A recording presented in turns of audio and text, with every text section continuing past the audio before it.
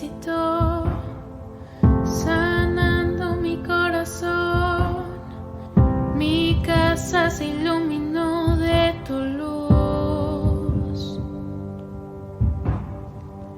Hablaste a mi corazón, tu voz me dio dirección, camino al amparo de tu luz.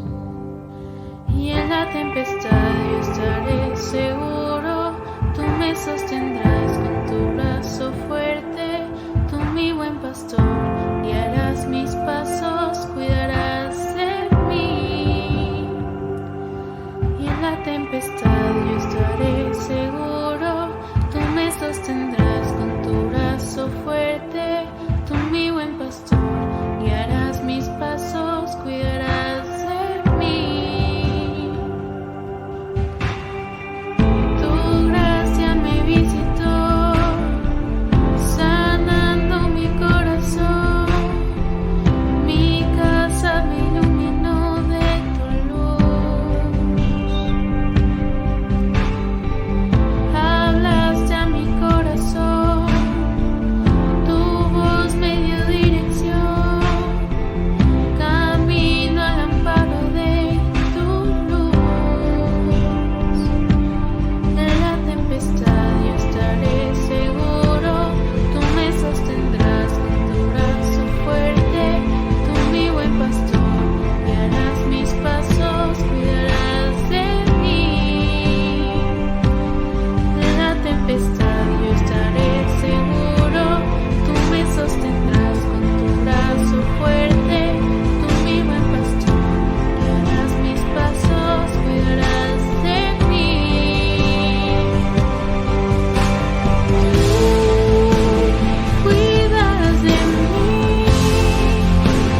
velas por mí, tú vives en mí. Tú, mi seguridad, mi fuente de paz, tú cuidas de mí. Tú cuidas de mí, tú velas por mí, tú vives en mí.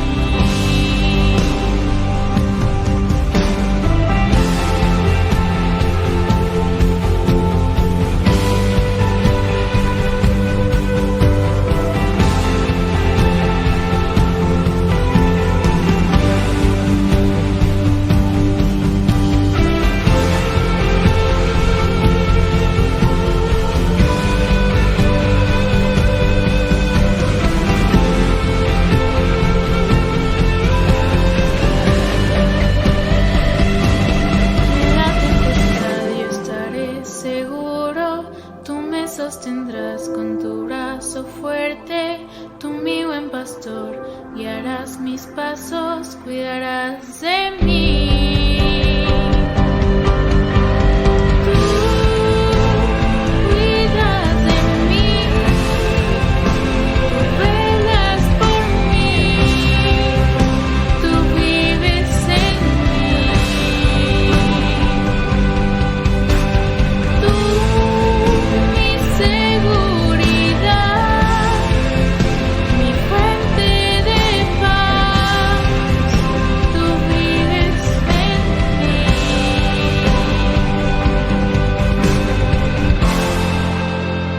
Cuidas de mí.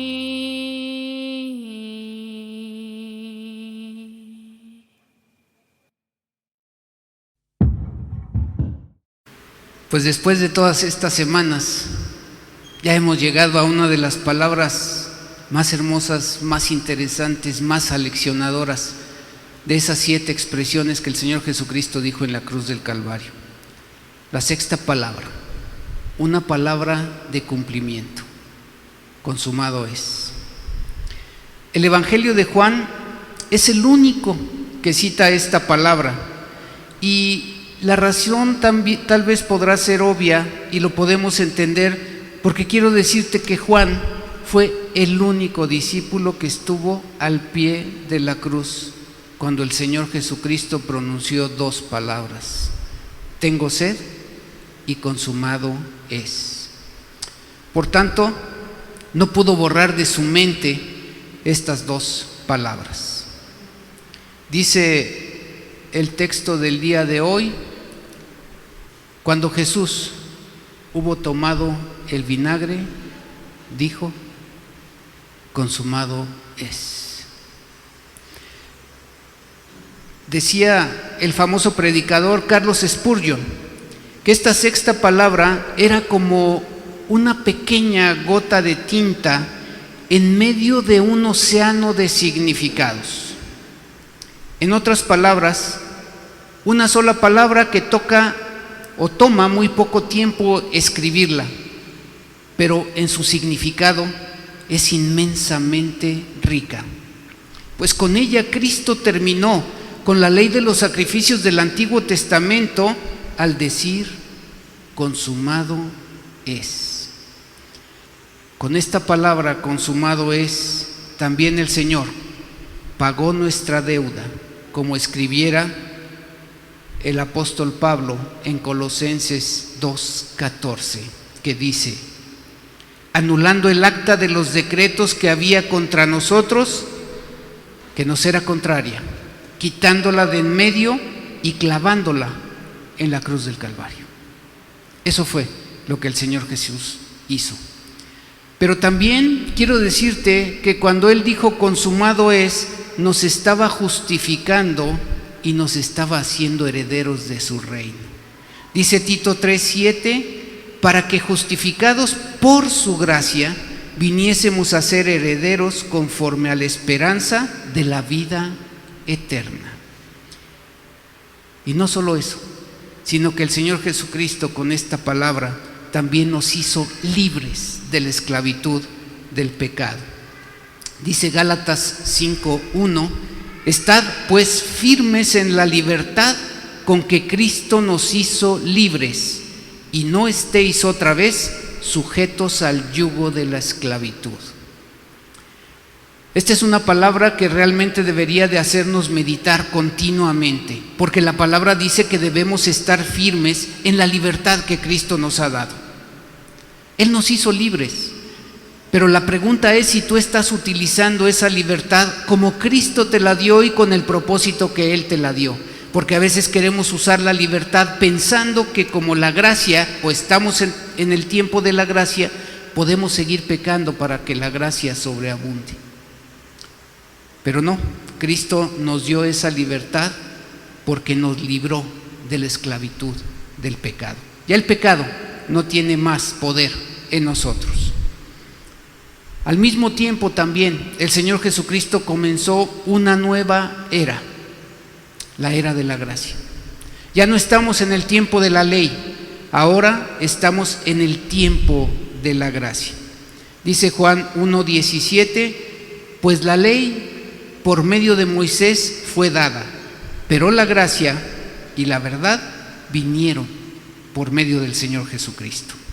Y todo esto se resume en esta sexta palabra, que en el original griego es una sola palabra, tetelestai, que significa está hecho, está todo consumado, todo está cumplido, todo está terminado. El ministerio de Jesús correspondió a un itinerario ya planeado en el calendario de la eternidad. Nada ocurrió en el ministerio de nuestro Señor Jesucristo por un azar de la vida.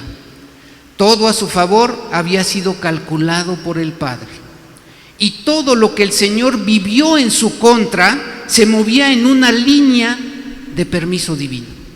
Dios lo permitió.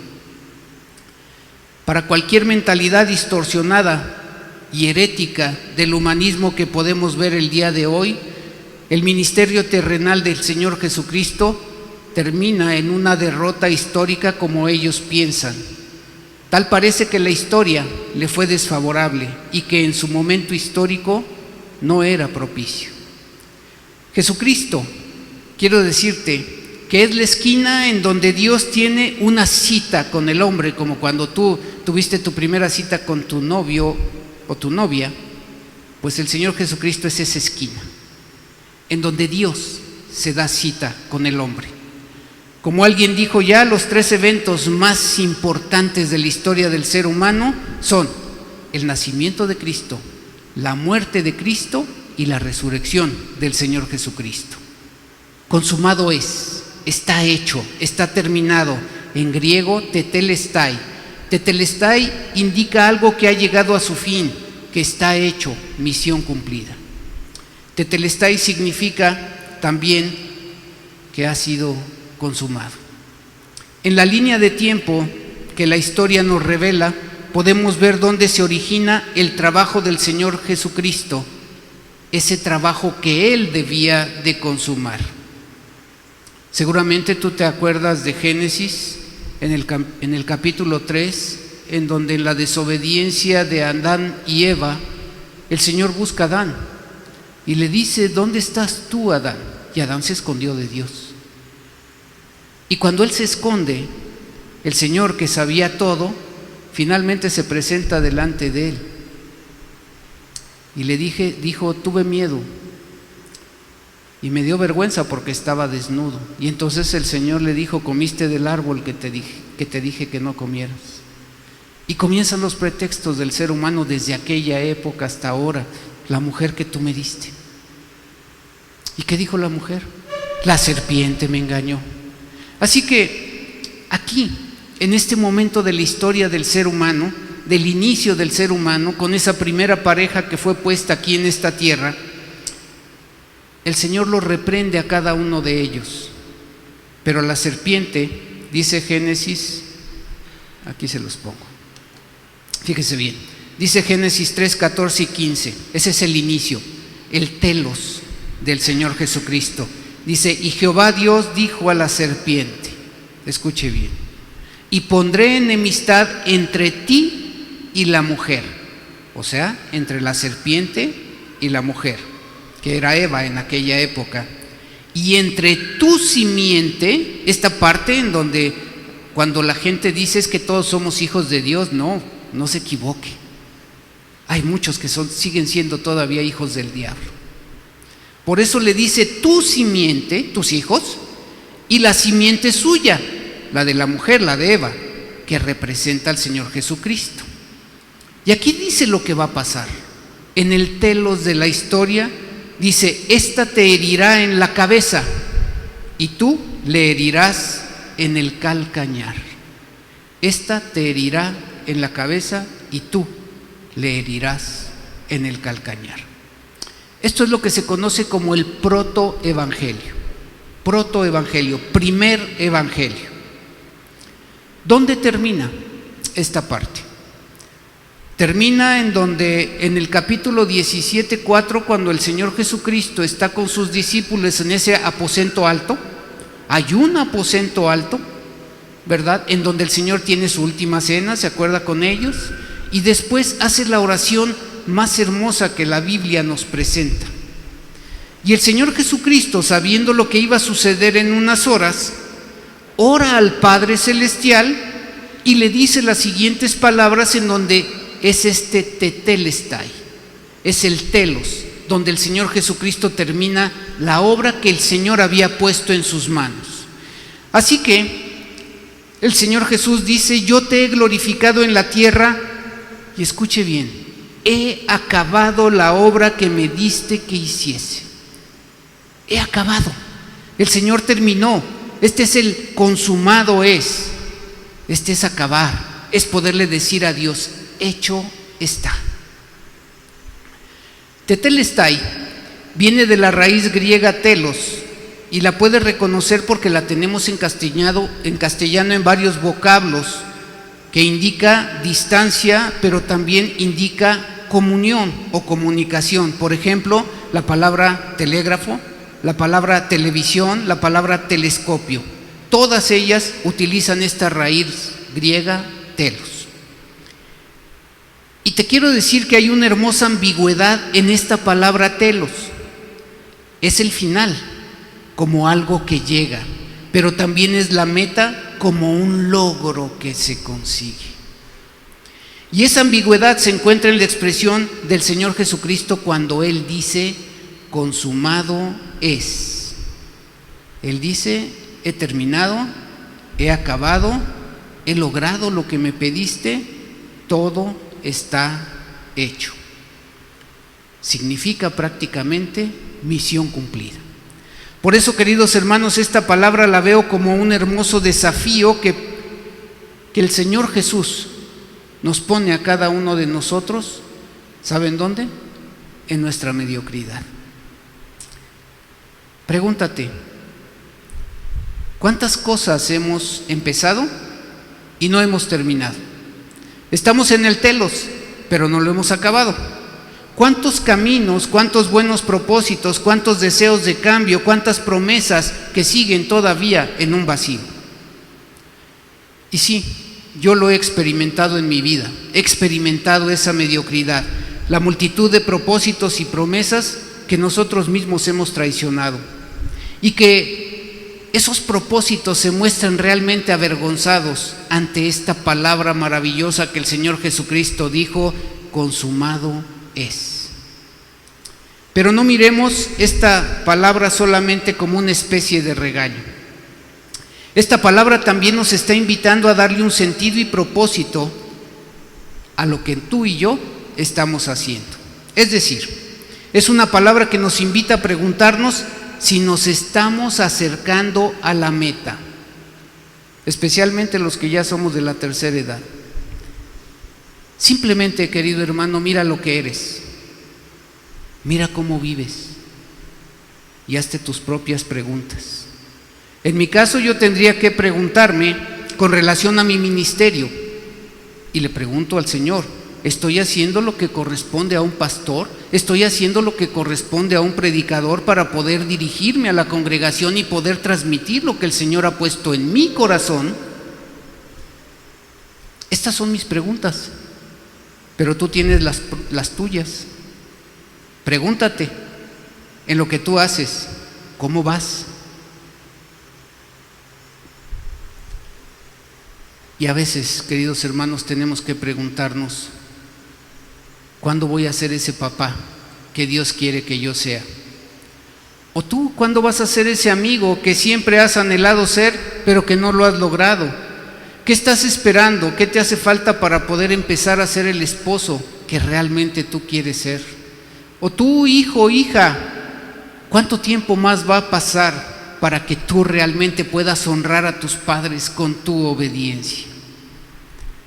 ¿Cuándo va a ser el tiempo de darle gracias a tus padres por lo que hacen por ti? ¿Qué hace falta para que tú llegues a realizarte y a llenar la medida de eso a lo que tú y yo estamos llamados a hacer?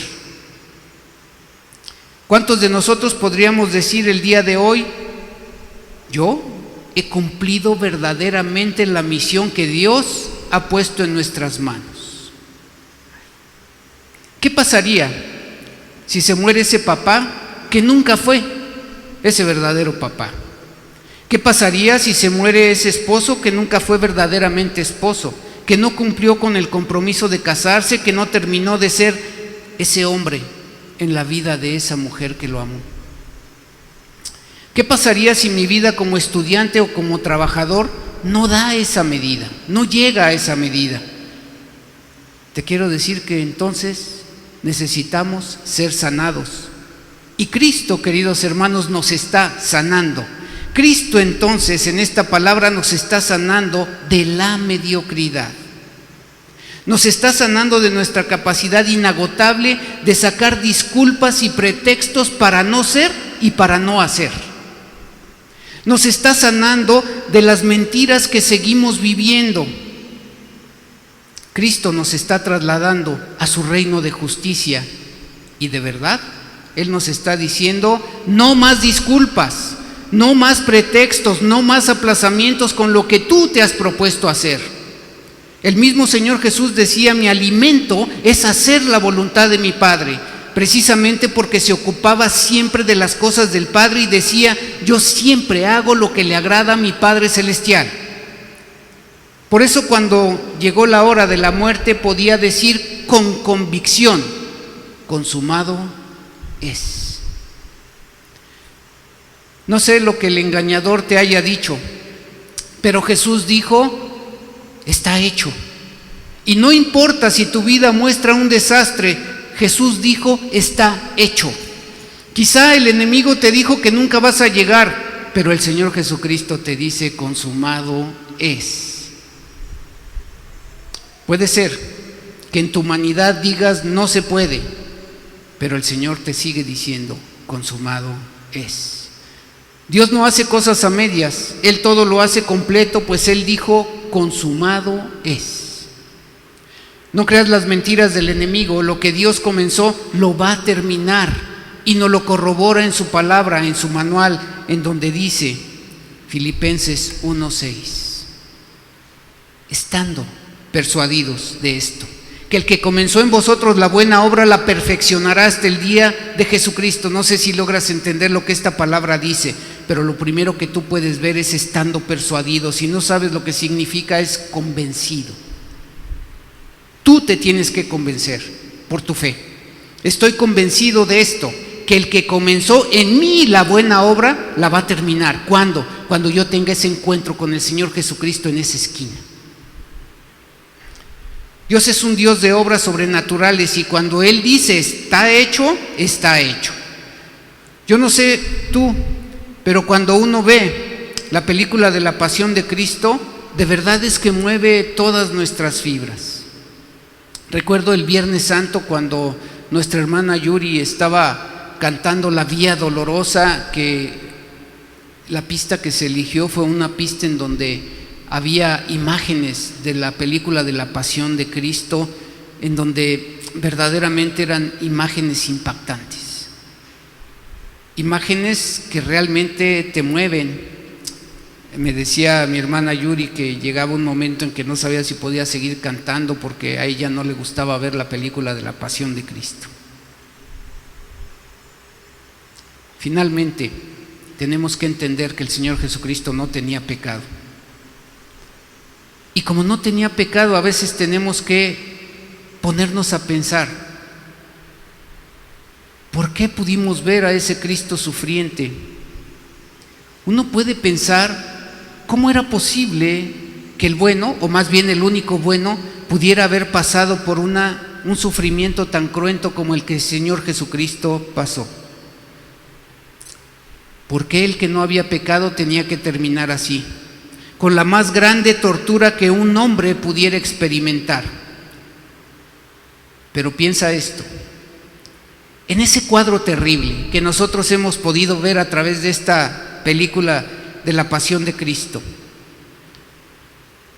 ese cuadro, imagina, utiliza tu imaginación en este momento en donde estás viendo a ese Cristo ensangrentado, con esa corona de espinas, sangrando, con sus brazos ahí colgados de la cruz porque le pusieron esos clavos tan largos de más de 20 centímetros, sufriendo en ese momento.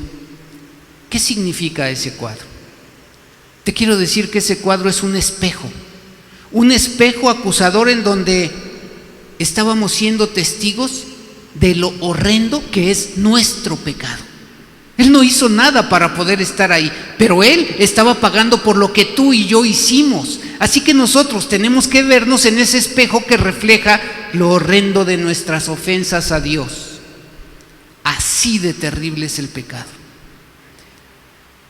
Y en el cuadro de la cruz no es otra cosa que el cuadro que quería mostrarnos Dios el Padre del precio de nuestras ofensas, del precio de nuestros pecados. Porque a menos que nosotros miremos el costo de nuestra ofensa, no vamos a poder recibir la retribución de su gracia sanadora.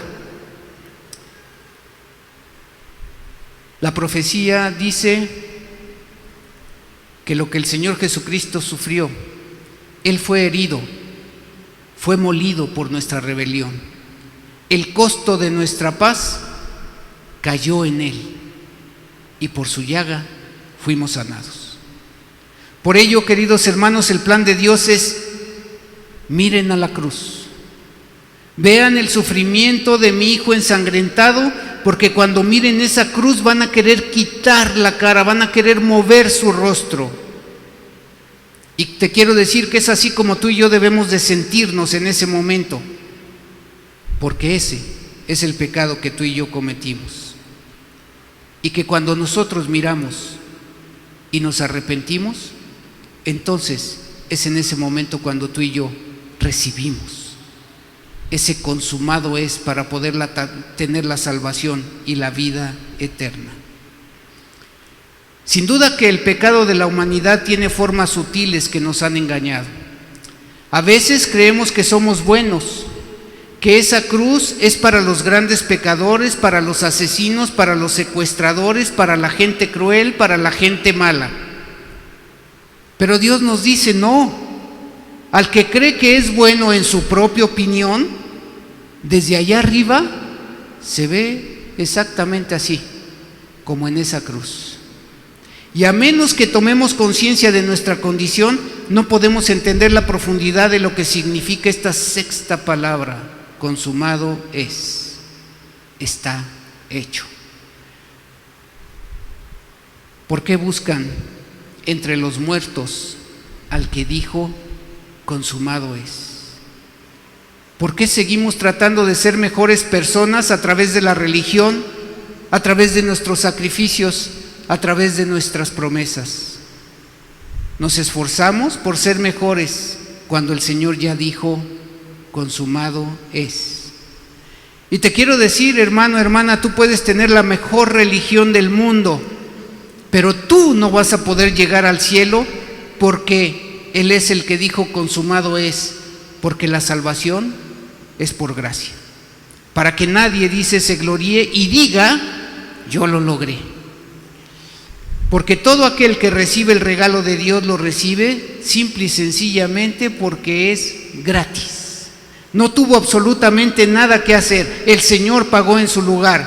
Tu salvación no se gana con sacrificios, tu santificación no se gana con esfuerzos ni con servicio. Un solo sacrificio fue suficiente.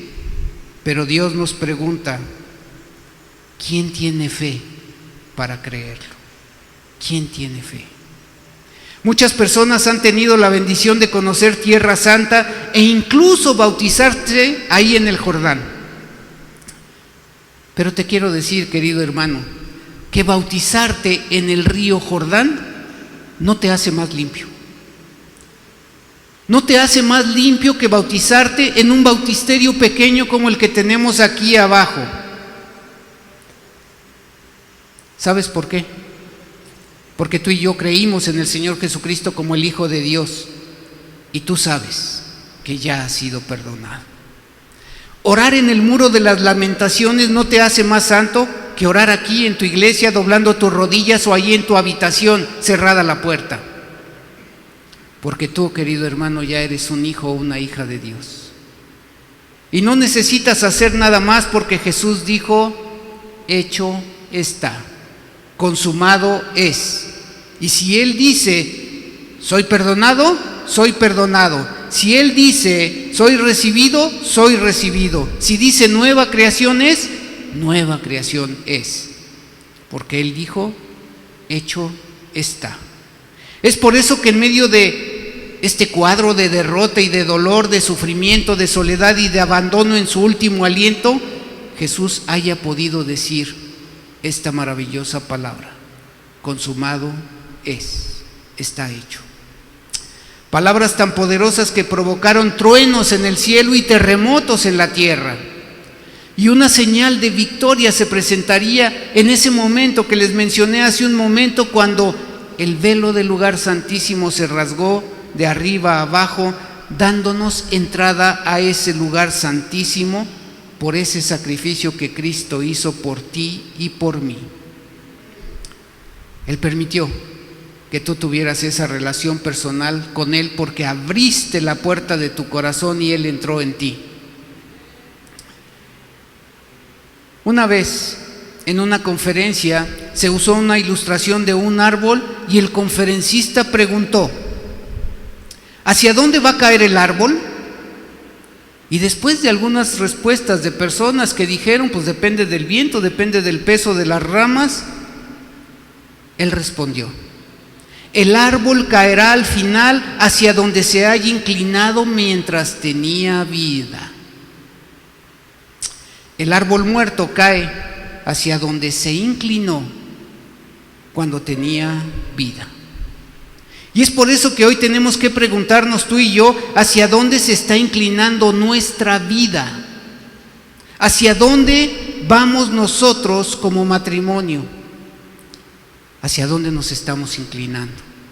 Las cosas no suceden porque sí. Los grandes crímenes vienen precedidos de multitud de pequeñas disculpas y de multitud de pequeñas faltas.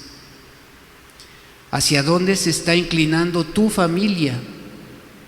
¿Hacia dónde se está inclinando tu iglesia?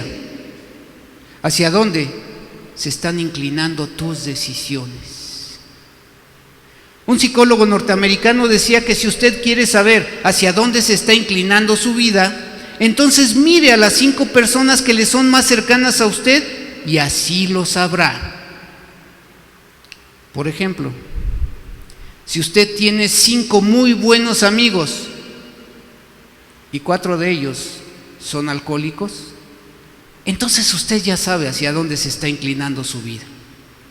Si usted está casada y sus 5 mejores amigas son divorciadas, entonces usted ya sabe hacia dónde se está inclinando su vida. Si un joven o una joven creyente tiene como sus 5 mejores amigos personas que no son creyentes, entonces ya saben hacia dónde se está inclinando su vida. Si tú eres casado y 4 de tus 5 mejores amigos son adúlteros, entonces tú ya sabes hacia dónde se está inclinando tu vida. Y si tus 5 mejores amigos son cristianos y son los que te animan a asistir a la iglesia, son los que te animan a conectarte a los estudios bíblicos, entonces ya sabes hacia dónde se está inclinando tu vida. Cristo nos invita el día de hoy a saber hacia dónde vamos, porque Cristo quiere que en el día final podamos decir tetelestai, hecho está. Lo que estaba llamado a hacer, lo que estaba llamada a hacer, eso hice y eso fui. ¿Y saben para cuánto? Para la eternidad. Para concluir, te comparto 4 formas en las que podemos mirar esta sexta expresión de nuestro Señor Jesucristo. La primera, esta palabra fue pronunciada para su gloria. ¿Sufrió? Sí. Pero la palabra fue pronunciada para su gloria. Dice Juan 17, 4 y 5: yo te he glorificado en la tierra, y aquí está. He acabado la obra que me diste que hiciese, tetelestai, está hecho. Ahora pues, Padre, glorifícame tú al lado tuyo con aquella gloria que tuve contigo antes que el mundo fuera.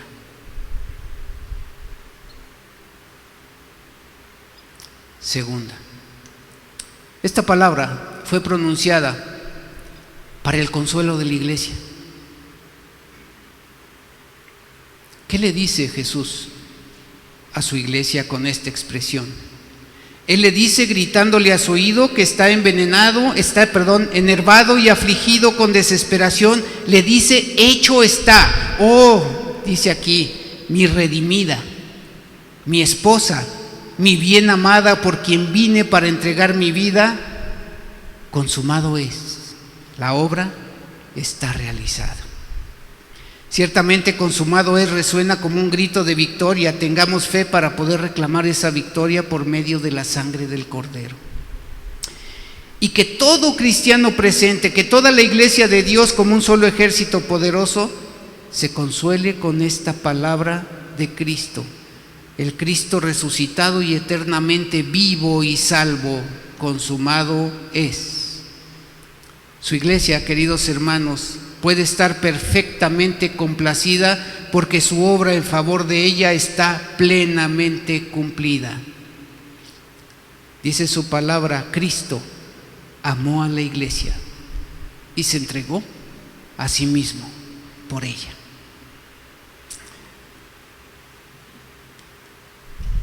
Número 3. Esta palabra fue pronunciada para gozo de todo creyente.